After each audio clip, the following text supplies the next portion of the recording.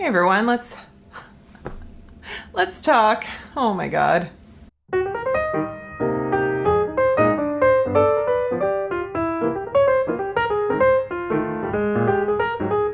Hey folks, how's it going? It's Rebecca here. Thank you so much for clicking on this video. I know I sound low energy and I'm hoping that I can either fake it or it will just sort of progress as I get excited talking about, you know, stuff and putting on makeup, but I am exhausted. So, what has been happening? It's been great. It's been a wonderful, it's been August. It's my birthday month. It's my wedding anniversary month. So I love August, but it's also leading up to the anniversary of my dad passing away 4 years ago. It's always hard on my mom. I just feel like right now, I feel like I worked out and I didn't like drink Gatorade and now I feel all jittery.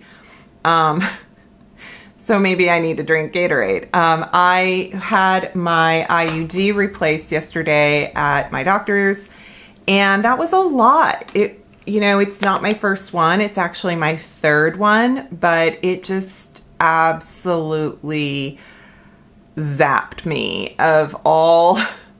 Oh my God, dude, it was rough. It was rough. So, and there's only I'm gonna share a few times what I'm actually putting on, but I will list everything in the description box. But the thing that I wanted to try today, that people are doing bronzer as under eye corrector, so thought I'm gonna use this undone like that.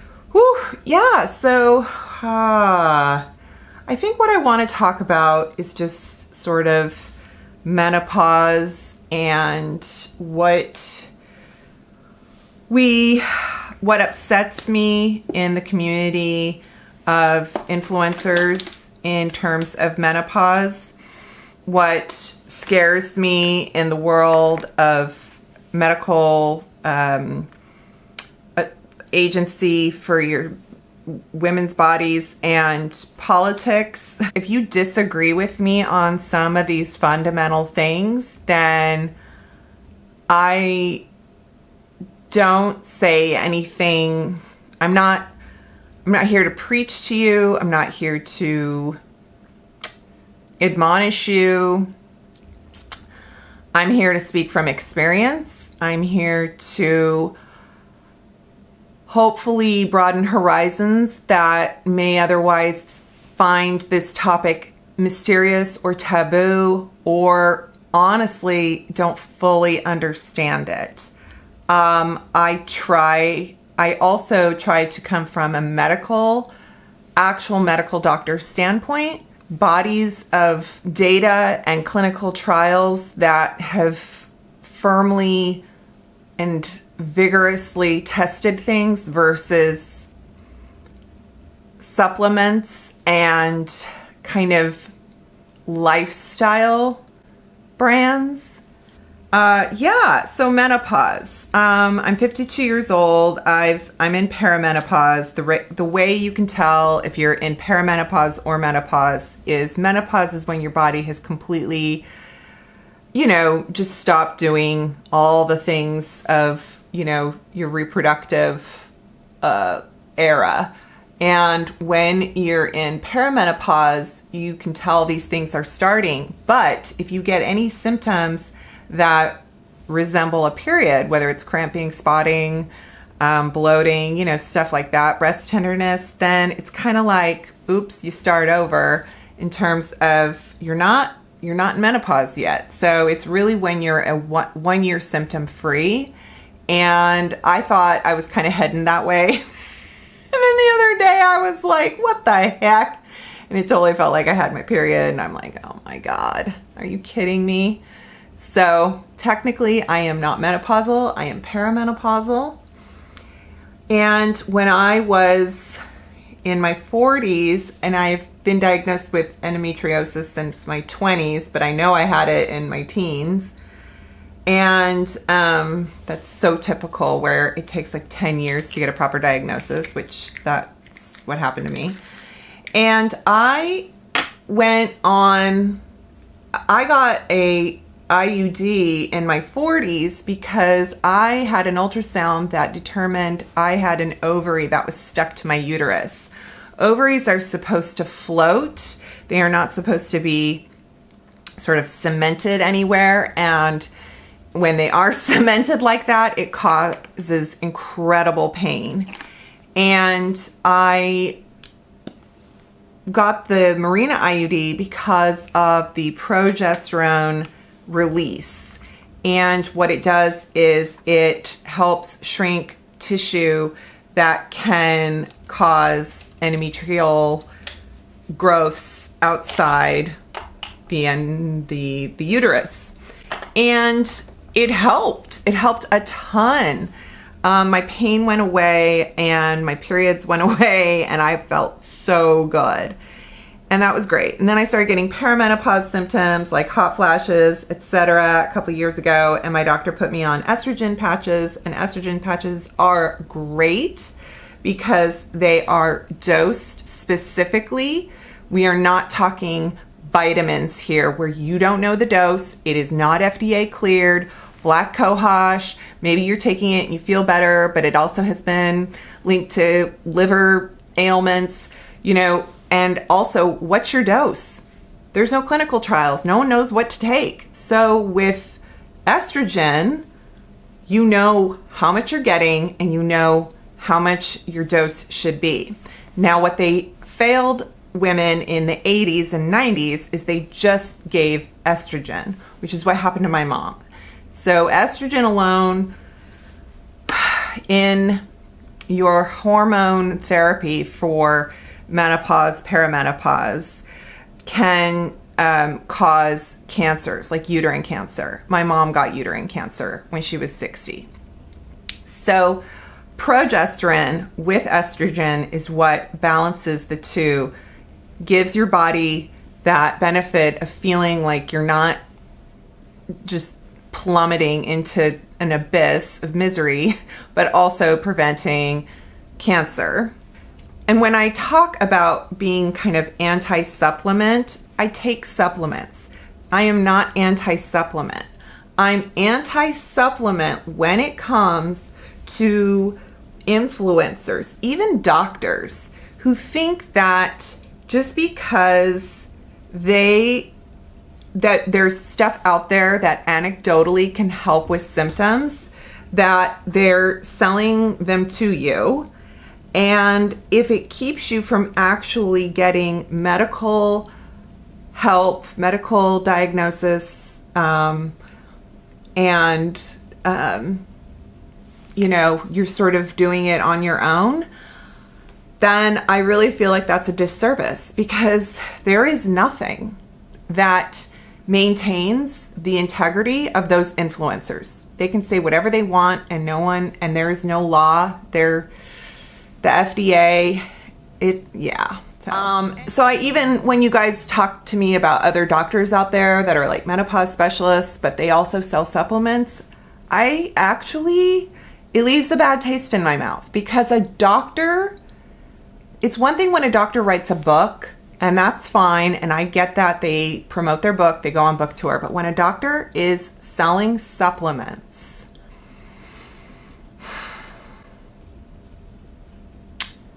it gives me pause, and not just menopause. So what happened is I was due for my IUD to be replaced because it had been 7 years, and they're good for 7 years. That means they're safe in your body, but that means the progesterone kind of really isn't doing anything. There ain't any. So I'm taking estrogen patches. I'm putting my estrogen patches on, and it's like, I don't have progesterone running around in my body. So hello, I need a new IUD. Well, apparently you can take progesterone orally, but I didn't know this until I'm in the stirrups of my IUD. So yeah, and the way things work with your IUD is that they're not giving you any kind of they're not sedating you, because they'd have to do that in a hospital. They can't sedate you in the office. She could do it for me, but it would have to be kind of like in an OR situation, and I just didn't want to do that. So we scheduled it for just, just like a regular appointment. And in order to help me relax and hopefully feel more comfortable, I was prescribed a Xanax and an Oxy. And I was to take them an hour before my appointment. Well, I have not taken Xanax or Oxy in my life. So I felt really good. I was like laying around on the table with my gown on going, not bad. This is not bad. And then she's like, I'm going to put the numbing stuff on. And I'm like, okay. And I'm like, this is okay. It's okay. Oh, okay. That's kind of crampy. That's crampy, you know? And then all of a sudden you're like, this feels kind of awful. And she's telling me, you know, she's walking me through it. She's really gentle. She's great. I really didn't feel anything except for, so she pulled it out and I'm like, oh, that was fine. I didn't feel that. And I'm thinking, this is a piece of cake. Then she put it in. Well, if you've ever been like kicked in the crotch and you feel it in the bottoms of your feet, that's what that felt like. It was really bad. And I was like, oh my God. And she's like, okay, breathe, you know, breathe. And I'm like, yeah, okay, I got this. This is fine. I'm fine. This is fine. And she's like, it's all done. I'm like, okay. And it was really crampy. And I'm like, I'm fine. This is fine. And then I sat up and she's like, you know, take a minute. You're good. You know, don't rush or anything like that. Give yourself. And then all of a sudden I started to just break out in a cold sweat. And I could not tell if I was going to pass out or throw up. And I was like, I do not feel well. And this is, yeah, whoopsie-doo. She's like, you know what? What about some water or juice? I'm like, I think juice would be good. And then she's like, yeah, and how about you want something cold, want something hot? I'm like, I'd love a cold pack. So she gave me an ice pack. We put it on the back of my neck, got my juice, laid down. I'm like, I'm just gonna need a minute. She's like, take all the time. I'm gonna send the nurse in a minute to check on you. And the nurse came in and she was just sort of hanging around and making sure I was okay. And I'm just like, this is so bizarre. And the doctor, she was like, I think you had a vasovagal response where all of a sudden, you know, your adrenaline and your vagus nerve just kind of overwork. And my husband had driven me because I can't drive if I've taken Oxy and Xanax. And they were like, and I asked them to get him. And so he came back. He's like, you okay? And I'm like, I'm gonna go home. I want to go home and lay down. And they're like, okay. So he took me home and I had a cup of tea and a heat pack and just kind of took a nap. And then I felt better. I still all day though felt sleepy it felt like the Xanax would not leave my system. It felt like I was drugged, like I had taken cold medicine. I felt like I had taken a Benadryl or a Sudafed or something that just makes you sleepy, but like you're awake, but you're not really reliable. And I just kind of kept nodding off. We're watching TV. It's like 8 o'clock at night and I'm just nodding off. So many folks on Instagram were sharing their horror stories of either IUD. Also, I did the milk concealer, but I think I'm gonna do the House Labs concealer.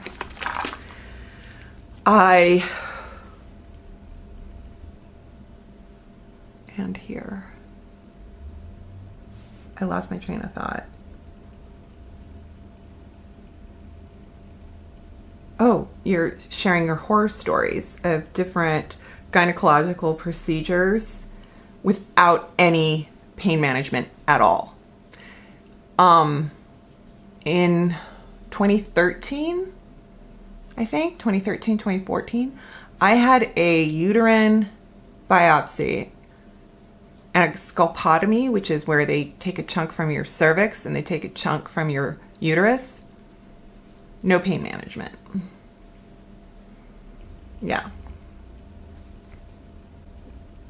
And there's men out there who get like cavities and their dentist is like, can I get you some Oxy?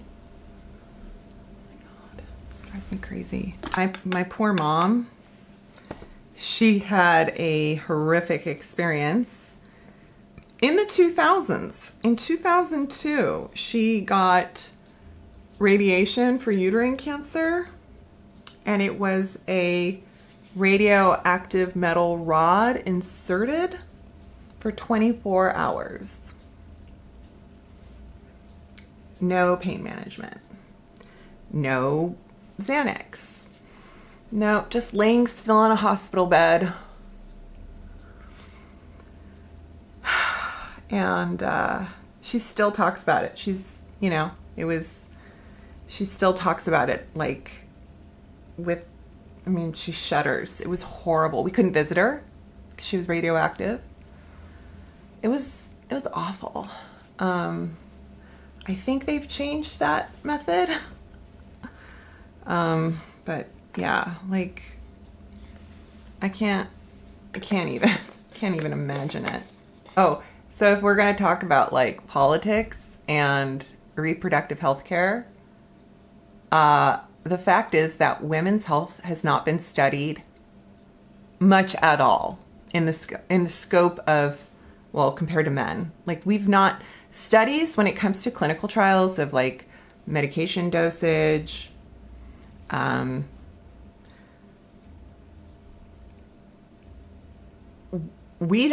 they didn't study women's bodies. They just assumed, you know, just give them less based on their weight. Anybody that's going to limit IVF, IUD, the pill, we need more understanding of it, not less. We need access to it.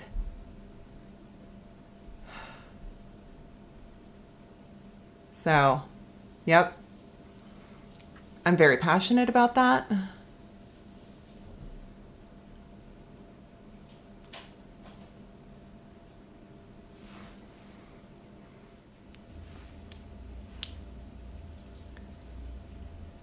Orange.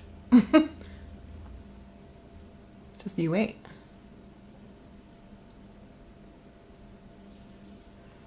Oh, anyway, so there you go. That was, not to mention it's been a full moon. We had a thunderstorm. It's been a lot.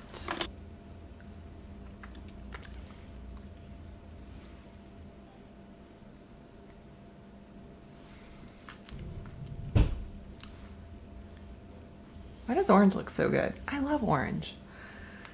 I better do my hair. Hang on a second.